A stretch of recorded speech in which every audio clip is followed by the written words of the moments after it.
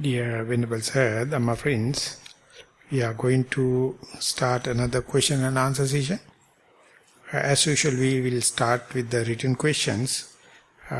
Meanwhile, keep the invitation open for any other questions to raise as time permits. Venerable Dhammasumita may present already written questions one by one, please. Most Venerable Swami Vahansa, I have been going into these very brief, totally unaware states for some time now. I am aware just before going into these states. I am aware just before going into them with everything calming down, but know that I have been there only when I come out of it. As I come out of it, a warm white brightness is experienced visually, with which I start to hear sounds, etc., and become aware of myself. The brightness diminishes gradually, and I am back to the primary object. These episodes are so short that I feel they may have been just a few seconds. On certain occasions, I go into these same states more abruptly, and am also brought out of them almost with a jolt. On these occasions, I feel as if I have fallen forward and come upright again automatically, but I don't think I really moved. Question: can you please explain whether there is a difference in the state I have heard you refer to before as ninda novana ninda, sleep that is not really sleep, and the state of void you taught us at this retreat? I have always been attributing these states of mine to that of not sleep.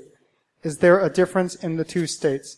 May you attain your spiritual goals in this very life. Obo Hansata Thero and Salamai.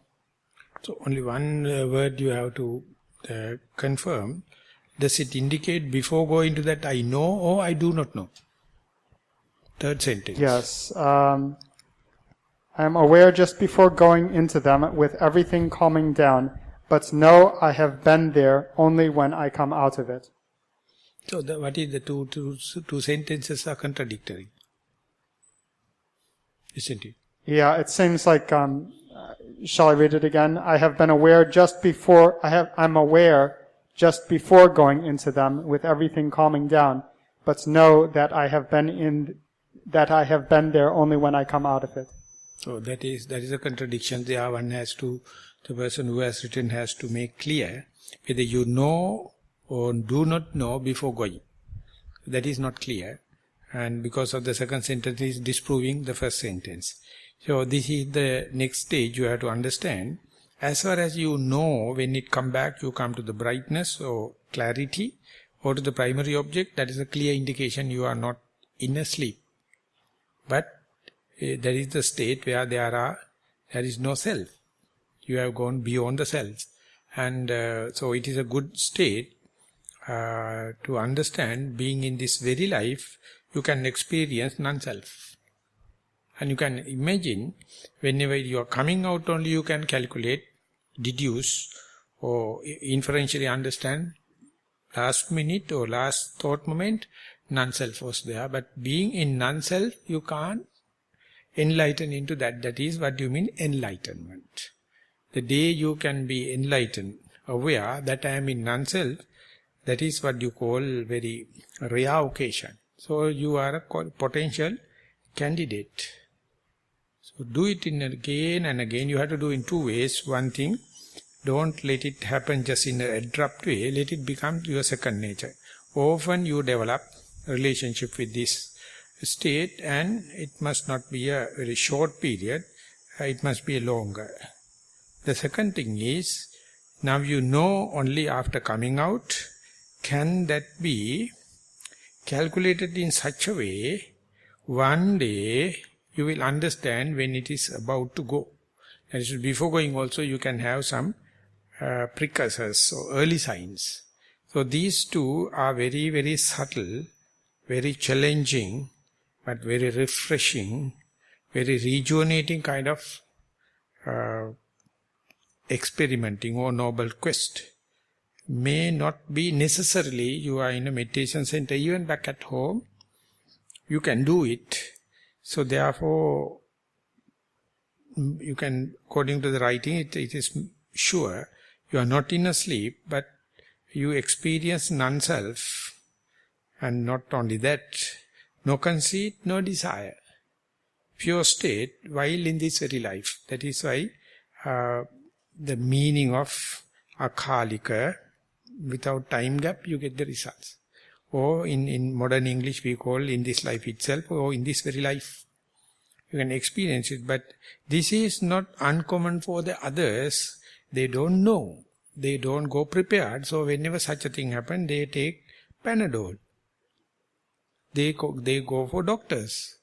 They think something wrong somewhere. They think it is a nervous problem, or mental problem, or giddiness, or pressure problem. So you don't like it. Otherwise, everyone is experiencing. Without that, life cannot have. It's a part and parcel of the life, but throughout the life you hate it. So therefore, it cannot come in a decent way. It cannot manifest in a decent way. So whenever it happens, you suppress it. So in a meditation, you have faith, you have precepts, you have mindfulness, knowingly or unknowingly or hesitatingly, you let it come out. Moment you come and recognize, you are a different person. So therefore, don't make it a mistake. Don't take it only for given to some people, not to the others. Everyone equally experiencing. No one is bold enough to face this. So therefore, go prepared. Any moment, in simple presentation, at the end of the out-breath, this is happening. Before the in-breath starts. At the end of the in-breath, it is happening.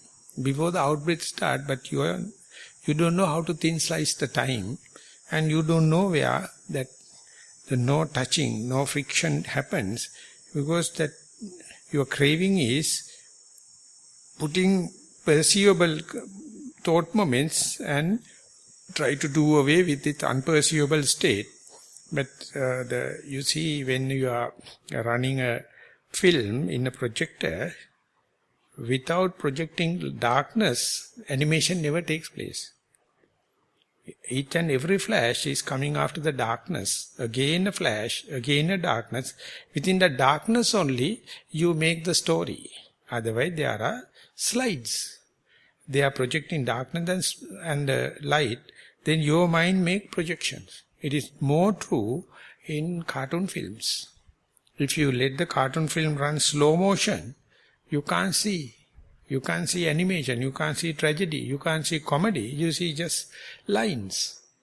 Likewise, if you to see at the end of each out-breath, there's a darkness, or there's a unknown, or there's a space. And before the end of, towards the end of in-breath, you are not sharp enough. So therefore, it is happening micro level. But imagine one day you can see not the end of the out-breath, not the in-breath, end of the in-breath, the day the whole breath ceases to exist, the macro level. And when you go prepared and experience it, you can see it is continuum. It is not one split second. Short abrupt moments are there. Make it expanded. That means go prepared, simply nothing. Go prepared. Ultimately you can see between two in-breaths and out-breaths, that's a gap. Imagine if the world is going to run only the day without night. Only 3 days time everyone will die because of insomnia. Without sleep you can't live. Without night you can't live. So that is why the God, thanks gods, have night and day equal. So therefore don't try to cheat yourself. Be prepared. Not only the object, not only the materiality, not only the tangible, but each and every tangible matter has a antimatter, the dark matter or dark energy. You can't hide it. One day you will understand antimatter, dark matter and dark energy is 96%, only 4% matter. For that only we have envious, grudge, hating each other, love each other. If you have to see the total picture, most of the time, you have to understand this space. So that is nothing spiritual. That is not religious. But the Buddha presented in such a way, not to go to a laboratory, not to learn any kind of technique, just go inside, then you will see it. Dear Bhante, from the questions asked by the yogis during the last 12 days, it appears most of them are experiencing voidness after your valuable advice. Is this sunyata or void state? Please explain. Second question. When one is in this state for months, how can one proceed further? Please explain with metta. So that the lacking in this question is he or she is not presenting her or his experience, asking and going to do wholesale business on others' experience. What nonsense. Don't talk it, don't do it. It is none of your business. You may be happy or unhappy, but explain what you experience. Without that, I am categorically denying this kind of question, because this is you are being in the dry land, you try to experience what the people experiencing in the swimming, in water. Or try to be a super kind of instructor to teach people in the water, and still you are on dry land. So therefore, without presenting your question, your experience, please don't waste time. Waste papers, waste ink. Mind your own business. Venerable Bhante, why are people, especially family, more judgmental and critical when you meditate or return from retreats? When you're irritated, annoyed, or even dress up smartly, you're subject to comments like, in spite of your meditation, or are you really a meditator, etc. It's as if they expect us to be free from all defilements. How do you deal with this? Much metta. Because the whole problem is you are going back and claiming I am a meditator, you are not meditator. That's enough. If you do not know the grudge you are making by that kind of attitude and statements, you are unwantedly create unwanted problem. So therefore behave like a just normal citizen John or Siribiris. You don't know. You take this sila, what you are observing, others are immoral, I am moral. So you are not looking through the eyes, you are looking through nose. Unwanted question. Whenever you get little bit of concentration, you consider others are shit. They don't know, they can't sit, they can't meditate. I am. I can get that and this and that. And whenever you get little bit of inside knowledge, you get the one-upmanship. And the Buddha says, there is a ignoble virtuous people, ignoble people with concentration, ignoble with the insight. Silavanta asappurisa, samadhivanta asappurisa, prajñāvanta asappurisa. So if you do not know how to behave like a normal being, you are the person creating problems. So one Westerner put it this way, when we are meditating, sounds are happening. Sounds will come and go if you are mindful in your primary object. If you are going to listen only, sound can disturb you. So therefore, not the sounds are disturbing you. You are the person disturbing just passing sounds. And then making so much of complaints. Let the sounds to come from this ear and go that way. And you mindful with your own simple, your primary object. So when you are living in the family, I don't think so, because I live together with brothers and sisters, of course not married. 9 years, no one knows that I am meditating. And that was the first and foremost instruction given to me by Venerable Dhammika. Don't let anyone know, even your close friends, intimate family members. I met one Muslim person, he is a chartered accountant, very nice personality. And I went to him and asked, how do you manage at home? Because not like our Buddhist families, they simply kill you. No mercy. Knowing that he told it is true, but I only tell my wife, telling that I am going, don't ask me where I am going. If someone asks, please let them know that I am on a pilgrim. That's it. When I go back, I simply just behave completely simple way. I don't make problem to the wife. Wife never asks me what I am doing. I give everything and ask, I am leaving. You are the only person who knows. I tell them others, I am on a pilgrim. I am so sharp in mindfulness and in vipassana, it's an exemplary character. Therefore, you are the people so-called meditators, or in Rajanish, there is an ashram, and anyone representing any religion, monk or a father or any, just wears white clothes and kind of thing, there is a one cage, all the religious people has to go there in the cage, and it has been labeled as asylum.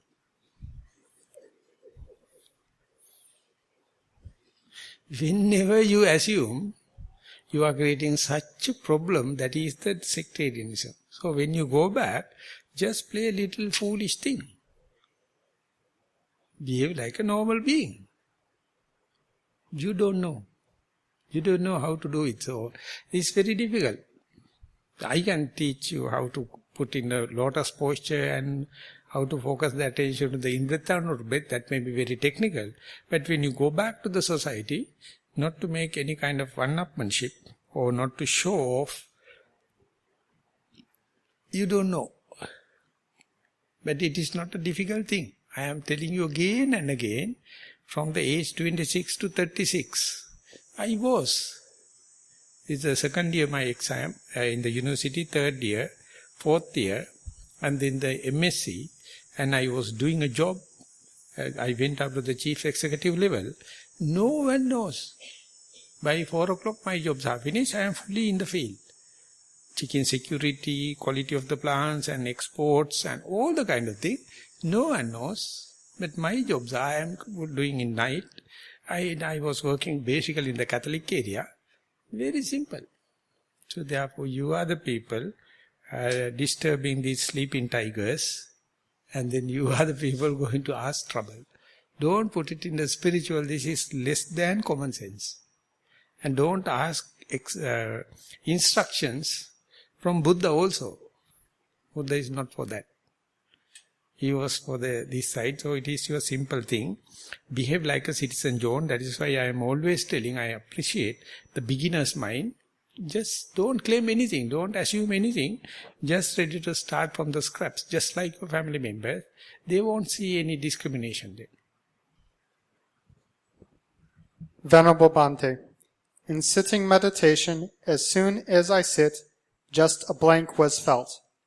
Large empty space in the middle was observed, and also its surroundings. Thoughts, breathing, sounds came and went. Middle area of the forehead was stiff and hard. This hardness spread around the head as a bangle. Strong hardness was felt on top of the head. This stiffness was so strong that it burst out. Why? I would like to know, when feeling elements, why do they not appear in the whole body at once? Why only some places? Metta. The explanation is not related to the question. Anyway, as far as the explanation is concerned, if you are observing the in-breath and out-breath, as far as the in-breath and out-breath is gushing through your air, once momentum, then you feel, in between you feel nothing. This is the micro wave. And when it is go into the big, after a long session of gross in-breath and out-breath, that total breath becomes subtle, and you go, again it becomes gross, and again it becomes subtle. Waves are going, they are bigger waves or longer waves, medium waves. So this is, it happens. So whenever it goes below your level of perception, mind read it is nothing, and it develops fear, develops phobia. It try to do away with. So you only talk about tip of the iceberg. You don't know what is underneath. Tip of the iceberg is usually in the Western psychology we call the conscious mind. And there's a huge subconscious, unconscious. So you to go there, you have to go to the silence. So when you go to the silence, you will see, and you are completely in this world, but nothing related to the eye or visual objects, nothing related to the ear or the sounds, not related to the smell and the nose, tongue and the taste, touch and the tactile sensation, and the mind and the Dhamma matter, and you are suspending, unrelated to your sense organs. So it is possible. So when it is there, you will see even the matter is there, matter, or Rupa Dhatu, not inflicting. They are there because you are not worried about them. You are very happy or very desire with this non-frictional area. So if you take the whole world, the materiality is only 4% in the space. So when you take the elements also, we feel whole body like elements. No, when it is reduced, it may be less than 10% of your volume of the body. So you ask, why is not elements are always all over there? Because it is have enough respect and enough space for the space that our senses cannot go into unless otherwise you have this kind of meditation. You may be going by drugs, may be going by any other ecstasies, but you can't experience it. But in meditation you can go, you can come back, you can go, you can come back, then you can master. So materiality or elements, according to the present day advanced physics, less than 4% of the volume. 26% dark matter, 70% dark energy. So you see whole totality as the material, but it is not. So whenever you are sharp enough to see elements, it can't explain significant amount, that is to say more than 5% is significant. But elements are not up to the significant level. That is why Buddha says it is sunya. It is free, it is void, it is nothing. It is less than 4%. For that only we are fighting, we are envious, we crave and not knowing the proportion. You will be happy to have the whole energy full of whole space. So therefore learning rupa or learning materiality, not to hug it, just to disprove it. Take it as a null hypothesis and disprove it. And then take the feelings and not to hug it, disprove it. And take the perception, disprove it. Take your volitional involvement, disprove it. It is always less than 5%. And where the consciousness can play then? Instead, if you say it is material, it is true, it is me, it is mine, it is myself. Or if you are going to say feelings are me, mine, myself. If you are going to recognize this label and recognition as me, mine, myself. If you are going to say all the what I do emotionally or volitionally or with will, me and myself, then you have the full of samsara, full of friction, full of tension. So many think that attention paying to the rupa in meditation is to develop. No, it is to negate, it is to disprove, it is to null hypothesis. So you will ask simple question, why that elements are not fulfilling the whole space? It is not. But even if you expect it out of permanent notion or auspiciousness or impermanent desirability or soul, it cannot. So therefore, no problem. You can ask questions, but keep on practicing or anupassana or do repetitive observation. Your mind will clear without any doubts, and you will understand you are fighting in a dream or in a drama or in a mirage. In reality, it is nothing. It is not worth assuming this is me, mine and myself. Thero Saranai.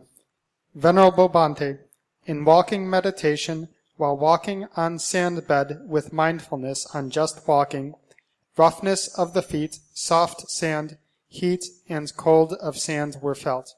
So I thought, 3 elements, Patavi, Vayo and Tejo, were observed in this walking.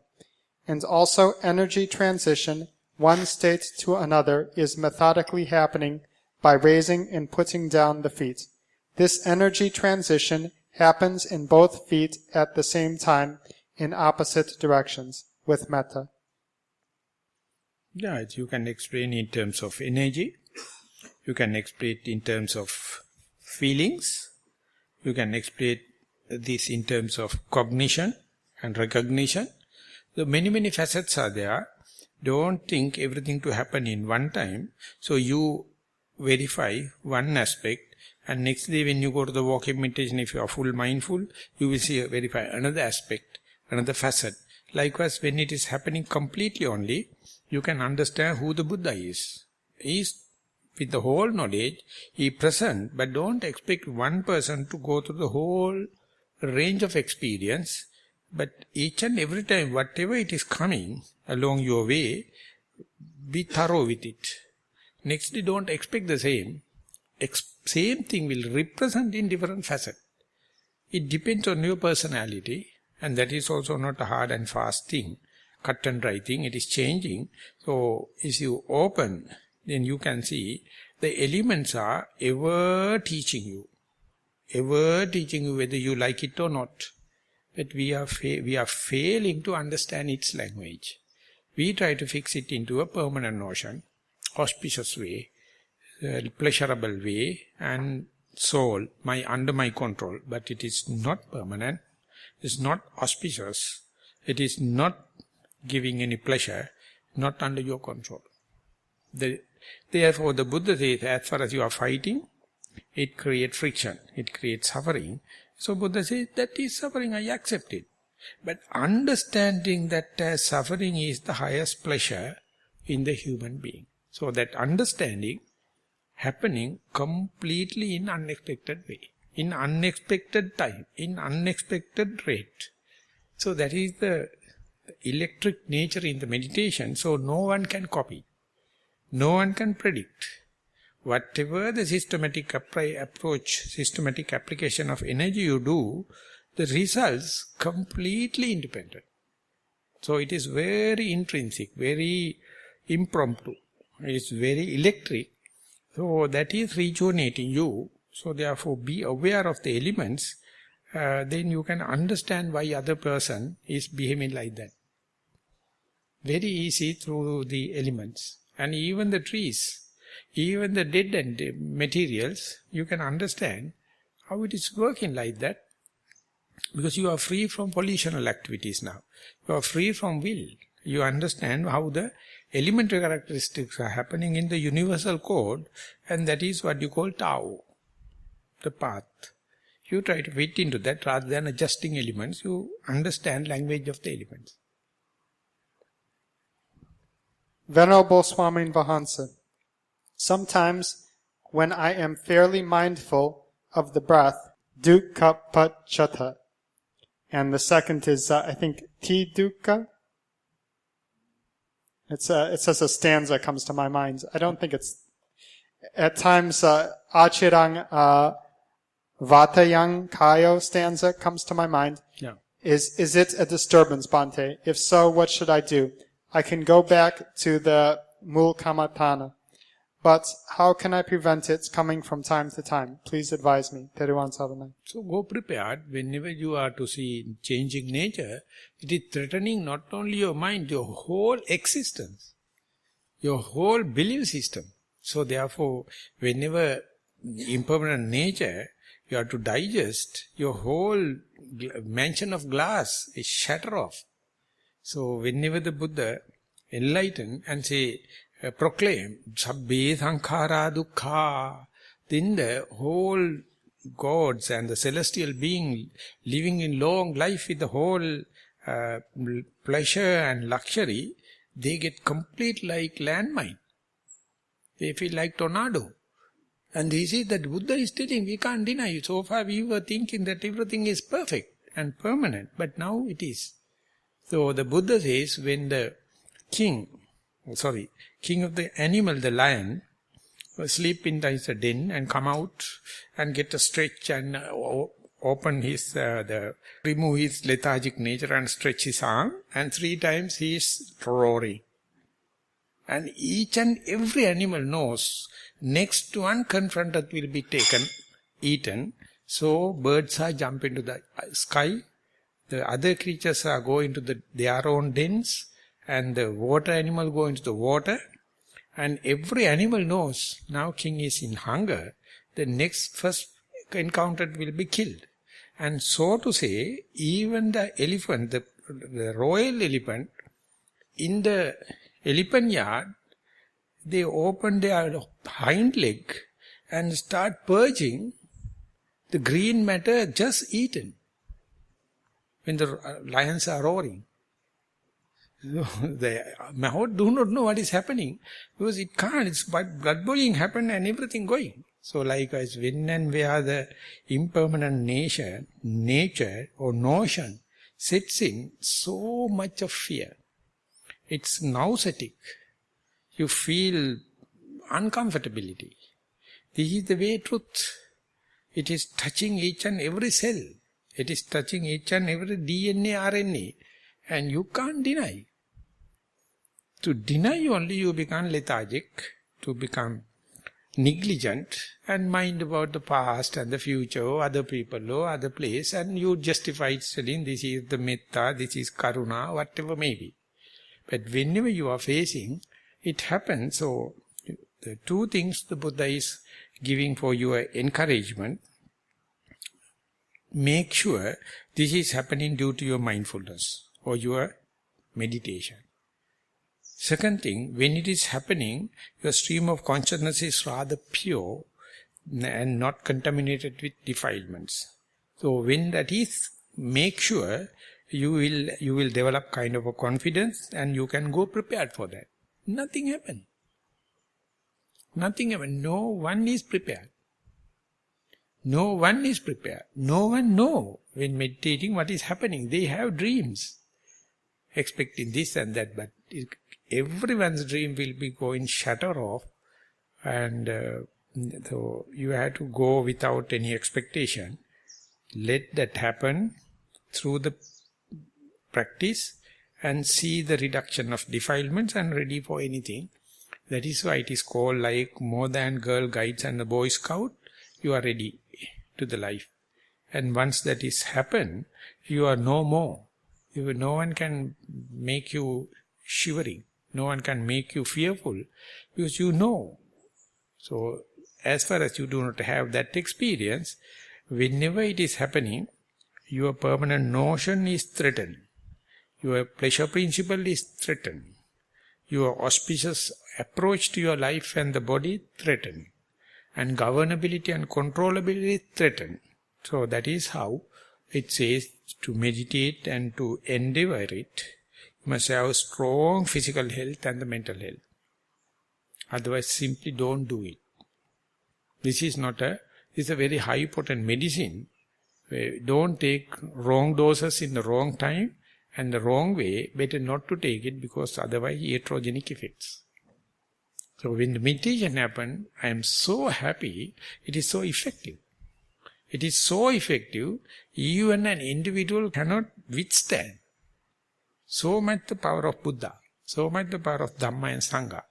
And therefore go prepared, then you will see it is easy to tackle. Most Venerable Bhante, your evening Dhamma Desana are encouraging me a lot to practice mindfulness, and I used to hear your advice echoing in aside while I'm meditating. Walking meditation report. I started walking, focusing, I'm walking, and after about 20 minutes, my focus was the touch of my feet. I noted them as hardness, hardness. I was quite focused on that. When my mind goes out, I could recall from which thought it started to go out, and the rest of thoughts appeared after that, like a chain. Then I could get back to the walking. I did the walk for 1 hour. Sitting meditation. I started sitting, here I am. But soon my mind started to wander. Crazy scientific concepts, fairy tales, and thoughts which were not related to each other were overflowing. Time to time I was aware that I'm not mindful. A few minutes later, thought flow stopped slowly, and I could focus on the breath. At that moment, I tried to understand your advice that going out is not you and coming back is not you. Then I continued observing the breath. This is my report. Question. Is it okay to analyze or compare the mind states, or should we just observe? Many merits to you. So analyzing mind is your willful choice, or it is something that is happening. It's a completely different issue. Anyway, don't do it, but if it is happening, don't suppress it. Only the rule of thumb is, let the analytical mind follow the direct touch. Never let the direct touch to follow the analytical mind. If you are following if your direct touch it is not happening, but if you think following the analytical mind, it is the shortest cut to the asylum. You are in a completely dream world. So don't let put the cart before the horse. Just keep the direct touch. Whenever it is happening, huge dynamic process starts with the analytical mind and the deductive mind and the rational. Do it, let it happen. But don't let that is put into before the horse, and always try to keep the relationship with the primary object, accessibility of the primary object, and way back your home. As far as that is there, you are sure you are not putting the analytical mind forefront. That you have to make sure. At the very latter stage of your meditation, that will automatically happen. And there you will be simply humble. You will be simply the innocent. You will be simple beginner. Never claim. But in the middle area, that arrogance can happen. The analytical mind is overpowering. That is basically for the learned people. People going with the faith, it is less. But with the wisdom and the learned people, that is like acquired immunity deficiency syndrome, like AIDS. Your immunity completely drops. You don't know what happens because you are dealing with deductive knowledge. Rational knowledge, you have done away with practical, the direct touch. Then more than AIDS, no medicine. It is a kind of a immunity problem. So therefore always keep the direct touch or relationship to your sitting posture, relationship to your primary object, or verifiability of your primary object must be at your fingertip, not necessarily testing it, but the ability must be there. Otherwise it's an indication that it is in deductive knowledge. But anyway, don't suppress it if it is obedient and following the direct touch. Dear Swami Vahansa, while in sitting meditation, my breath gradually ceases after some time and I feel calm. Then later, do not feel the body. But under the nostrils, concentration is directed only to nostrils. 1. Is this one-pointedness which you referred to yesterday in your Dhamma talk, or otherwise? Please explain to us how one reaches one-pointedness with metta. So it's a mixed up and the presentation is really not in a flow. It says I lose the touch with the body, but I feel the nostrils. Happy like nostril is not the body. And talking about the very deep inside meditation and try to find out the one-pointedness over there. So there's a mix-up. It is not to clearly understand the concept. So therefore keep on developing doubts, uncertainty and fear. So therefore, as far as you know your nostrils, that means you are still in the body. You can say that you get that little by little distance from the body, and don't rush. Don't rush to say that I am away from the body, but you can see. So that is the inside kind of experience, and one-pointedness is a must for this kind of experience to happen. So when that happens, if you are worrying and if you are trying to confirm the one-pointedness, that is the utter disturbing of this unturbulent path. You add turbulence, you add mixing up. So this is the way you are disturbing with your rational knowledge or deductive knowledge, just please let the meditation to progress, and these doubts and uncertainty will rectify slowly, and presentation indicates utter mixing up of different concepts. Dear Venerable Sir, yesterday you quoted the Buddha extensively during your talk on the power of mindfulness. Could you please share the source with us? I would like to read that sutta. This has been a fine retreat, Venerable Sir. I have learned and benefited so much from your talks and your compassionate handling of our questions with your answers. Much merit to you. May you be healthy, well, and happy. May you fulfill your noble aspirations in this life itself. Sadhu, sadhu, sadhu. So the basic source for the yesterday's talk, specifically the early part, is The Power of Mindfulness by Venerable Nyanaponika. One BPS publication.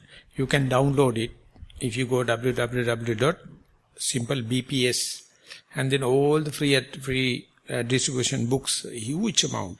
And one is The Power of Mindfulness. Read it, and he's the genius in that subject. Even though he is not a born Buddhist, he's a German and a Jew, and established the Buddhist Publication Society. So much so, Publication Society is centered in Kandy. The best scientist in the world, or best scientist in Sri Lanka, who is that done the Space Odyssey or satellite, Clark. He told, in future, Buddhism is the only thriving religion through the scrutiny of the modern science as well as the sledgehammer of the archaeology department. It will be there, and it will be centered in Kandy. That is his prediction. Because Nyanaponika's work, and one of his best book is Power of Mindfulness. You may read it and you can see the quotation he has taken. Only first 2-3 pages from the Buddha, and later a lot of German and other sources. And he's giving other references, the BPS books and kind of thing. It is easy. If anyone having any problem, please contact Doreen and I can pass it to her. I have free distribution copies. I have copies. I purchase in bulk because it's very cheap. And for the Sinhalese the audience, I would say this has been translated 3 times into Sinhala BPS itself. Siya bala mahime satimatma ve balaya satya bala sampannai. The last version is selling for 25 rupees. Very difficult to even get one single paper, because there is one organization funded it for the nominal rate they are selling. The translation is not perfect. If you have access to the English, it is much appreciated. So read it, and it will lead more and more to the deeper and detailed explanation. The name of the book is Power of Mindfulness. Dear Venerable Bhante, I am very happy and would like to give all merits to dear Venerable Bhante, who provides with lots of Dhamma and help me to understand Dhamma by myself by being mindful. Thank you with metta. So these are the signs of going back home, but little too early. Dear Bhante, when doing sitting meditation, breath disappears in no time. Then, very calm, can stay for more than 1 hour always.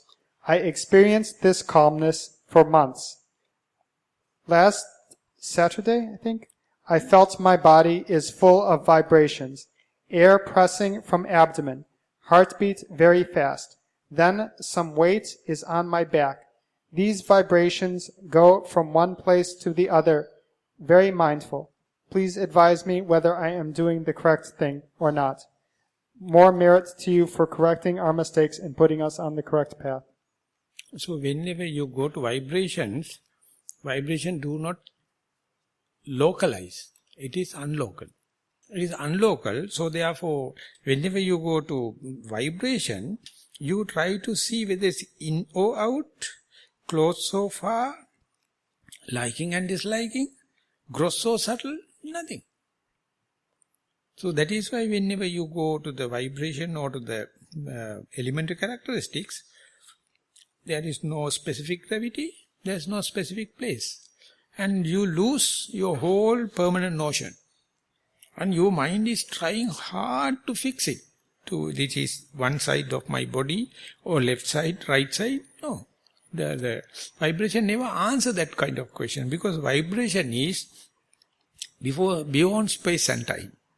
Your mind is always thinking in terms of the space and time. And you try to cage or egg the vibration, but vibration not asking. So therefore, ever you are asking what to do next and how to deal with it, just simple thing is acclimatize into this vibration. And vibration can't hold any defilement. Vibration can't hold any frustration. It cannot relate to any tension. So be a simple vibration. That vibration also, you have to have a disclaimer or disavow, this is not me, this is not mine, this is not myself. What is the use of this vibration? As far as you are in the vibration, you are mindful. This is just a sign to say, you are not in the past, not in the future, not in other places, not in other people, you are present in the vibration. So hardly any person will give up desire, conceit and egotistic idea and recognize this vibration is more lighter and more least with friction or in the comfort zone, because it is just like a person in the solid land, in the bank of the river, and going to climb into the small dinghy boat in the water. Soon you keep the leg there, it is shaky. You don't feel comfortable, so you feel like taking the leg back because you don't feel any equilibrium or holding capacity in the boat. So therefore you try number of times due to your fear of your body and the life. But many people, you can say, once gone into the boat, there's equilibrium on the water. But you never see as far as you are in the hard land. So likewise from the permanent notion to the impermanent notion, it is like a metamorphosis. You are going through a complete different organic changes, and unprepared people find it like a utter punishment. It be like a utter uncertainty, full of doubt. But the person who is prepared like a Boy Scout and the Girl Guide is just simple adventure. That preparedness makes the difference. Dear Venerable Bhante, I can sometimes be mindful and feel vibration when mindful about body posture. But sometimes I feel pain in my left chest. Sometimes it continues. Because I feel I am result-oriented and for excitement, I feel this pain. Kindly explain a way out of this situation. Even with pain, I try to be mindful with metta. So whenever you are to feel pain or feeling, your material world completely forgotten and gone. Your perception world completely forgotten and gone. Your manipulation and your will and your volition gone. Your discrimination gone. So you are imbibed and bogged down in the feeling, so no way out. But you have to understand that same thing can be experienced through the materiality, feeling, perception, volitional activities and the consciousness.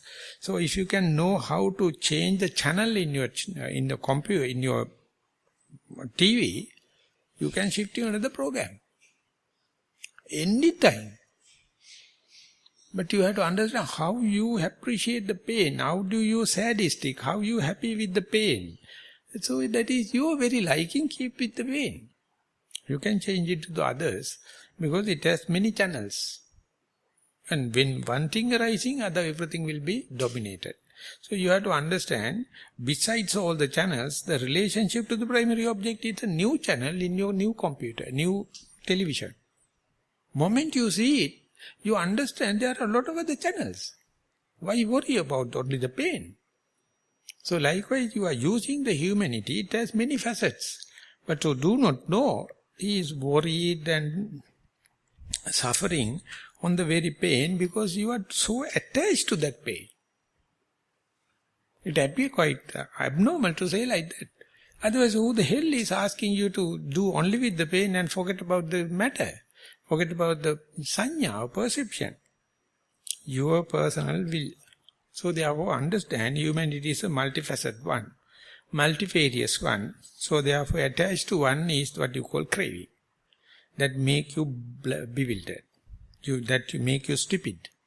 And you are complaining upon the same thing. You are the very person grab hold into that, despiting all the others. So therefore, grabbing one means doing away with so much of other options. Keeping mindful with choiceless awareness or evenly suspended attention is, you know the pain is now throbbing, but I have many facets. And that itself, that mindset or that outlook itself is relieving hell of attention. So therefore, you will be versatile more and more, see many channels in time to come, and therefore even gluts or any ebbs, low ebbs happen in one channel, easily you shift into the other channel, you can do away with. That was it. 1 hour almost finished. Also, if there are no any other comments or statements, we will take time for the walking meditation. And we'll be meeting here at about 3 o'clock for a common sitting, group sitting. Thank you very much for the participation.